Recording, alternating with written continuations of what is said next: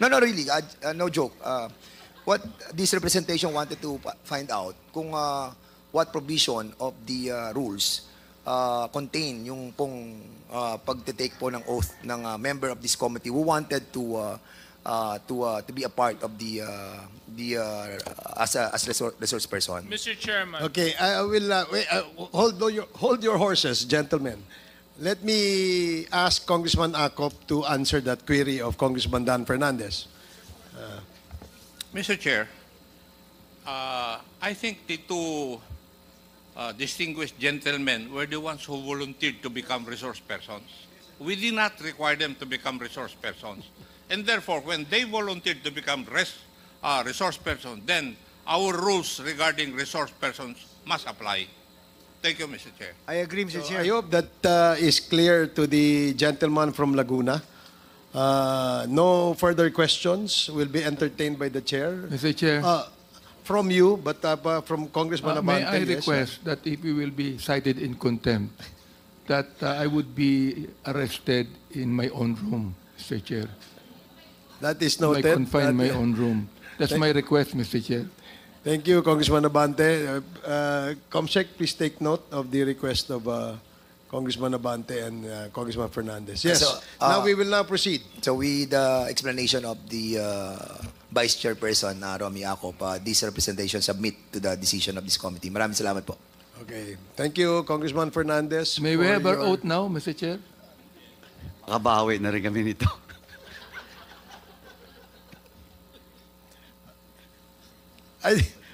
Okay. Comsec, please administer the oath of the two distinguished gentlemen, members of the honor of this 19th Congress. Do you swear to tell the truth, the whole truth, and nothing but the truth in this congressional inquiry? So God may help you.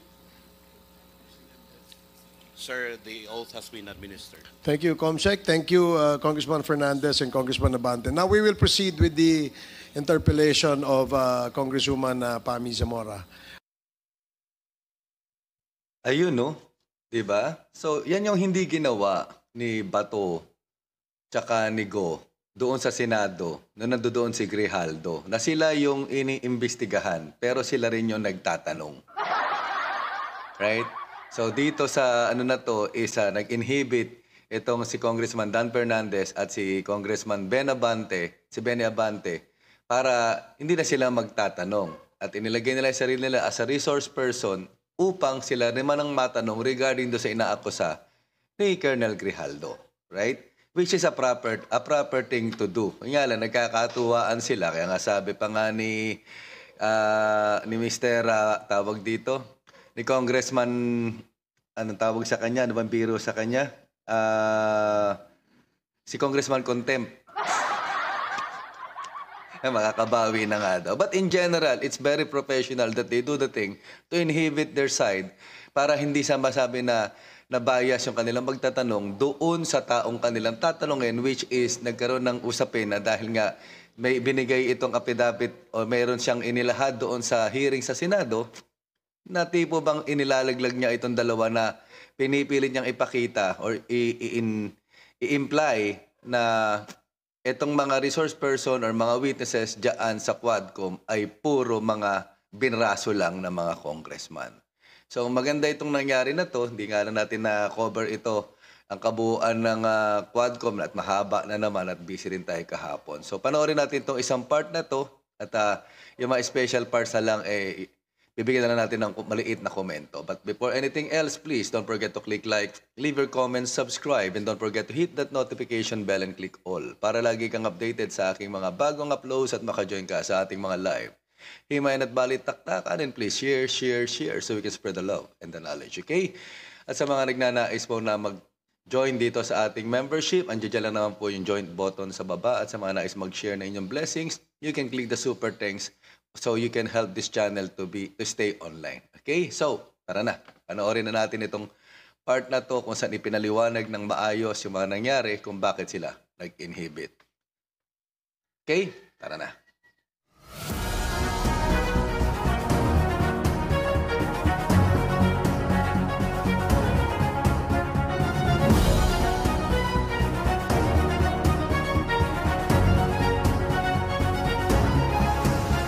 So again, let me just reiterate that the topic that we will now be discussing will be the topic on the extrajudicial killings. We have invited resource persons, and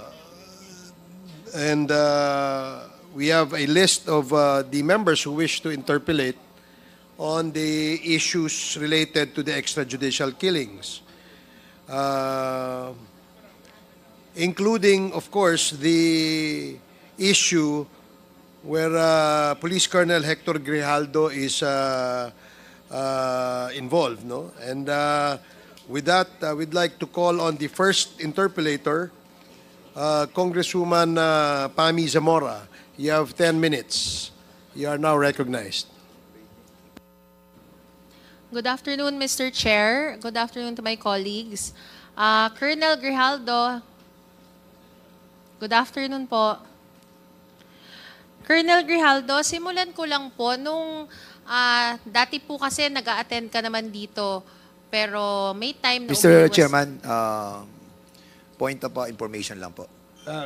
With the indulgence of Yes. Congresswoman Zamora. ahead. Yes, what is the point of Since information? the good gentle lady will be starting to ask Colonel Hector Grijaldo, this representation wish to inform this committee that we will be inhibiting ourselves. No? Yes. Together, ourselves, not together with I think tayo, no? na to ask question. And at the same time, we can also be asked, no? by the members of this committee. Surely, meron tong involvement sa mga nangyari, no?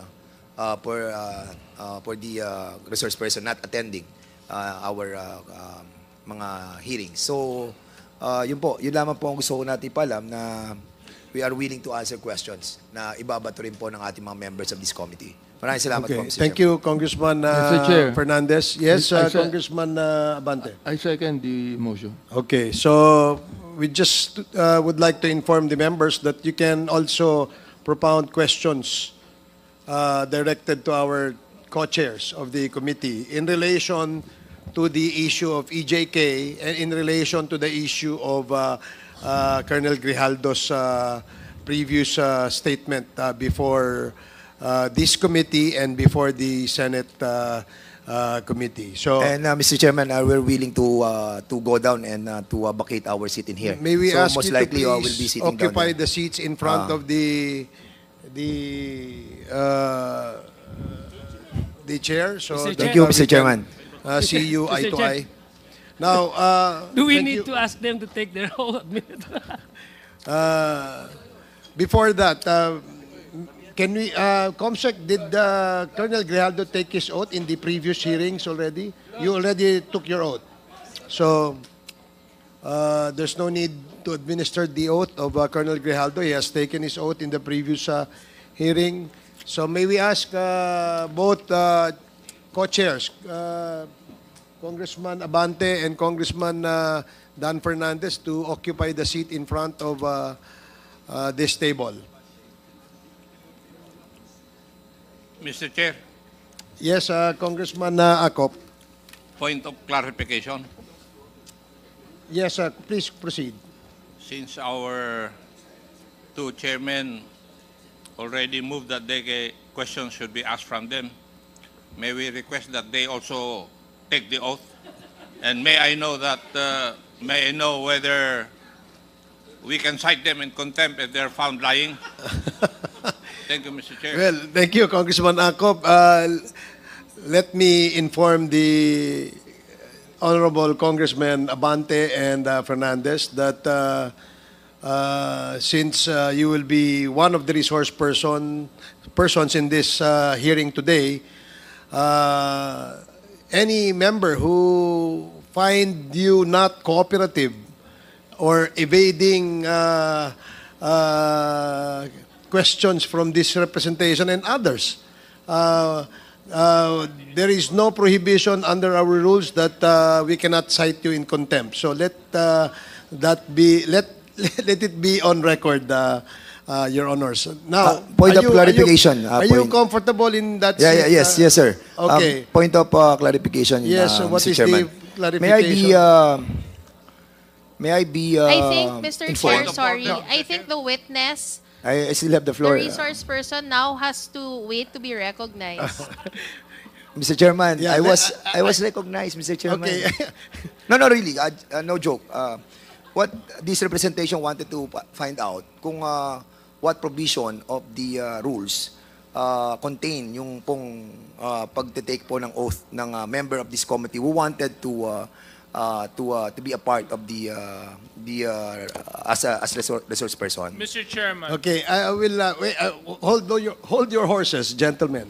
Let me ask Congressman Acop to answer that query of Congressman Dan Fernandez. Mr. Chair, I think the two distinguished gentlemen were the ones who volunteered to become resource persons. We did not require them to become resource persons. And therefore, when they volunteered to become resource persons, then our rules regarding resource persons must apply. Thank you, Mr. Chair. I agree, Mr. So I hope that is clear to the gentleman from Laguna. No further questions will be entertained by the chair. Mr. Chair, From you, but from Congressman may Abante. I yes, request that if we will be cited in contempt, that I would be arrested in my own room, Mr. Chair. That is I noted. confine my That- own room. That's my request, Mr. Chair. Thank you, Congressman Abante. Comsec, please take note of the request of Congressman Abante and Congressman Fernandez. Yes. So, now we will now proceed. So with the explanation of the Vice Chairperson, Romy Acop, this representation submit to the decision of this committee. Maraming salamat po. Okay. Thank you, Congressman Fernandez. May we for have our your- oath now, Mr. Chair? Makabawi na rin kami nito.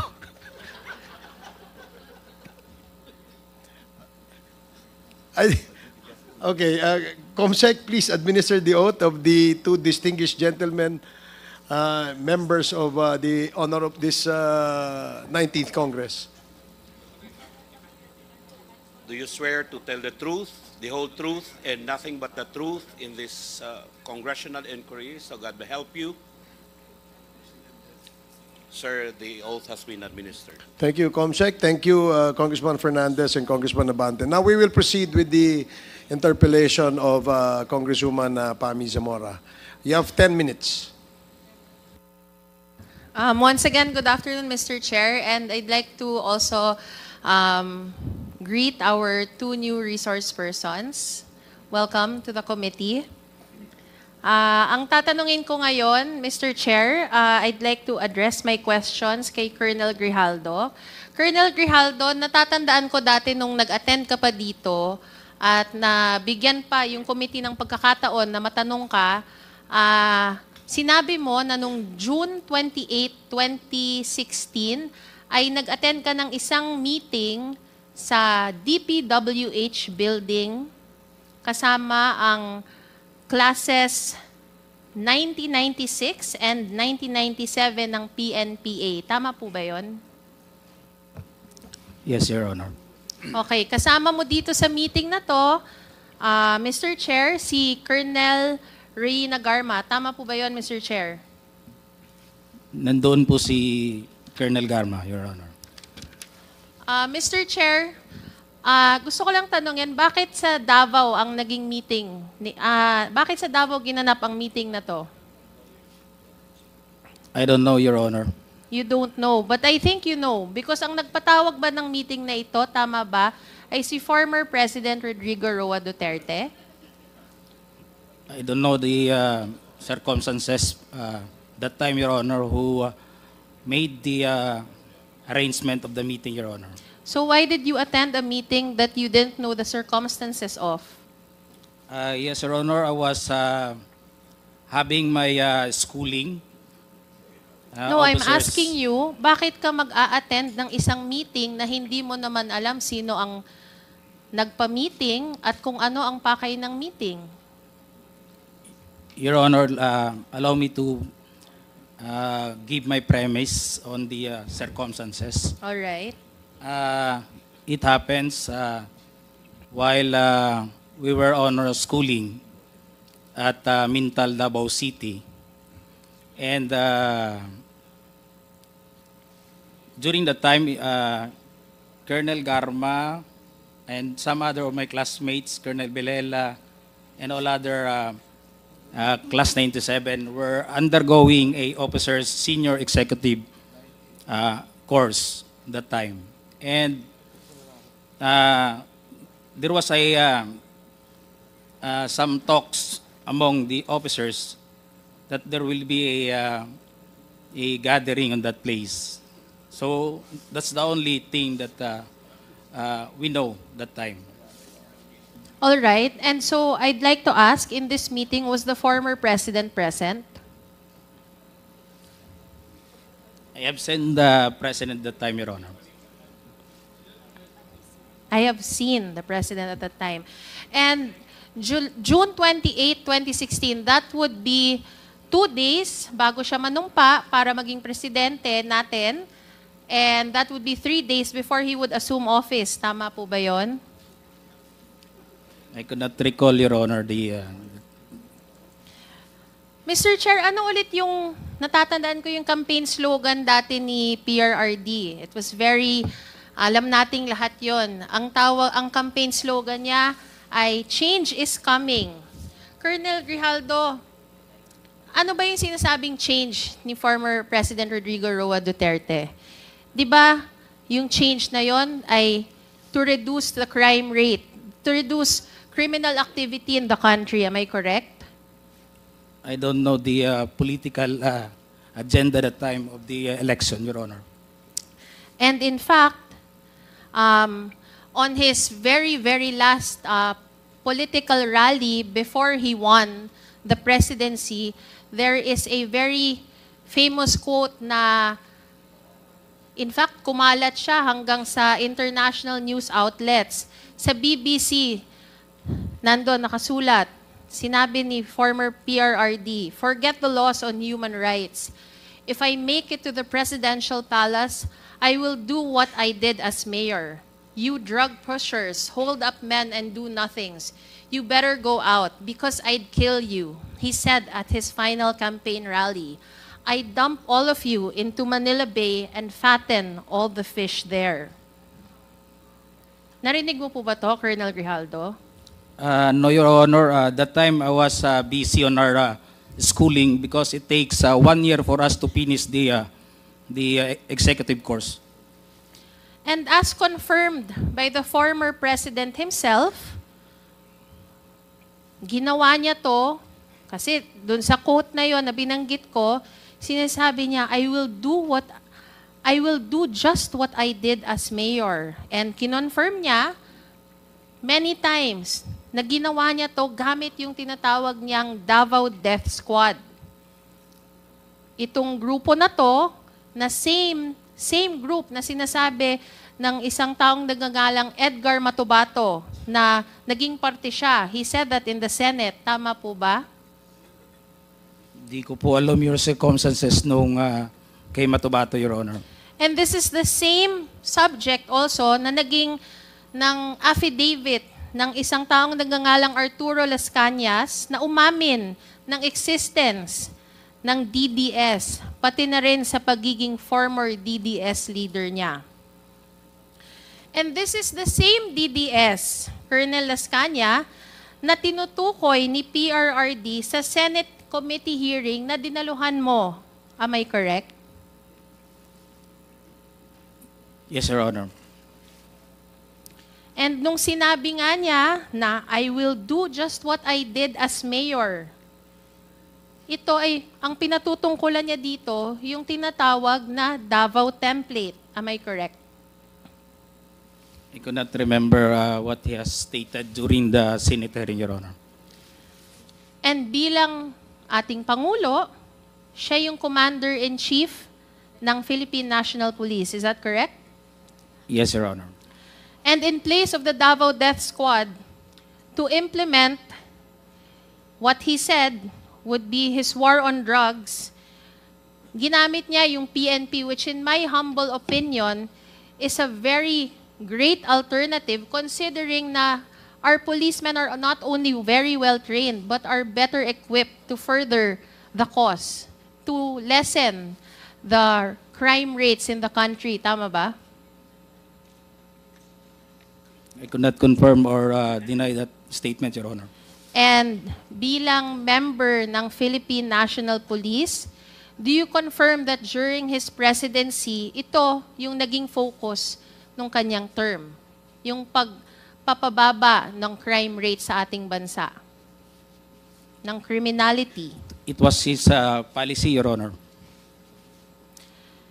And ayon sa testimony rin ni Colonel Ray Nagarma, I believe it was the September 27 hearing, this was the reason kung bakit siya nagpatawag ng meeting doon sa DPWH building sa Davao noong June 28, 2016. For our viewers, mababasa naman natin yung naging conversation ni Chairman Paduano at ni Colonel Ray Nagarma. Dito, inaamin niya na ang napag-usapan doon ay yung Davao template. Having said that, Mr. Chair, ikaw, Colonel Grijaldo, hindi ka sumang-ayon dito. Dahil sabi mo, in the same hearing, nung ikaw na yung tinatanong, sinabi mo na you could not confirm the statement ni Colonel Garma. Am I correct? In fact, I think we can also show the same, the conversation that occurred in that hearing. Yes, Your Honor. It was not been discussed during the time. Sinabi mo na you cannot confirm, sabi mo, I could not confirm that, Mr. Chair, na napag-usapan yon. Yes, Your Honor. Pero tama ba na inaamin mo na nandun ka sa meeting na yon, Colonel Grijaldo? It's not a meeting, Your Honor. I was It's there a just bonding? to be present together with my classmates, Your Honor. So what do we call it? Eyeball. That was a courtesy call, Your Honor, where we're Courtesy call. called together with some of the officers, Okay. but we don't know what is the topic for that meeting or a gathering, Your Honor. So having said that, it's either one of two things, Mr. Chair. Either A, kasi hindi naman pwedeng parehas kayo nagsisinungaling ni Colonel Garma. Sinabi ni Colonel Garma na yun ang napag-usapan, sinasabi mo na hindi yun ang napag-usapan or hindi mo ma-confirm na yun ang napag-usapan. So para sa akin, it's either one of two things. Una, napag-usapan yung Davao template, pero wala ka doon nung napag-usapan yon.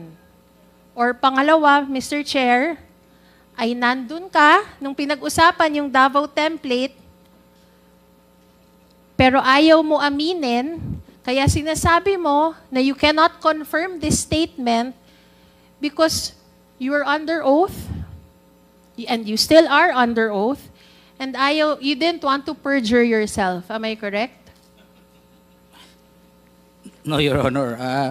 That's the facts that really happened that time that I witnessed, Your Honor. So, sino sa inyo ni Colonel Garma yung nagsasabi ng totoo?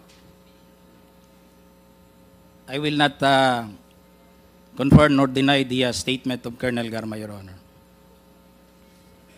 Parang di ako nasagot.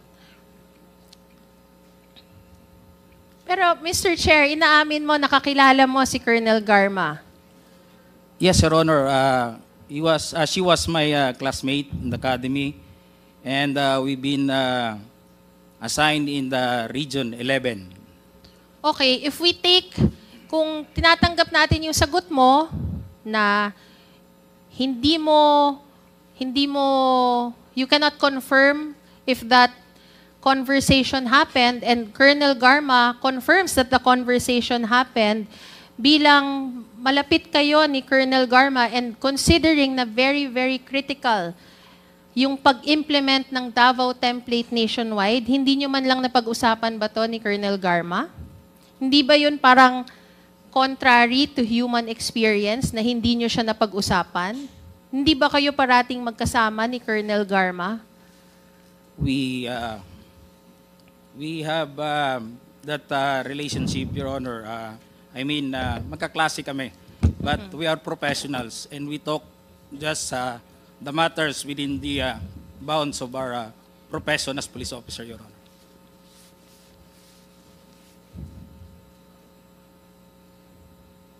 Pero 'di ba so that was June 28, 2016. I remember in a hearing many months back, napag-usapan yung matagal nating naging topic yung tungkol kila Jimmy Fortaleza. 'Di ba dinalaw niyo siya ng July 2016 sa Davao Penal Colony? Tama ba 'yon? I remember everyone was confirming that visit. Yes, Your Honor. I confirm that we were there to visit Major Fortaleza, Your Honor. And it was only a few months after that visit na papatayin yung 3 Chinese drug lords under the actions nila Colonel Garma, ni Padilla, si Leonardo, and according to them, they were taking direct orders from no less than the former president himself. Hindi po ba ang naging simula ng Davao Template, Mr. Chair, ay yung pinag-usapan sa meeting nyo noong June 28, 2016? I'm not in private, Your Honor, what were the discussion between Major Fortaleza and Colonel Garma at that time when we visited him at Dapicol, Your Honor. All right.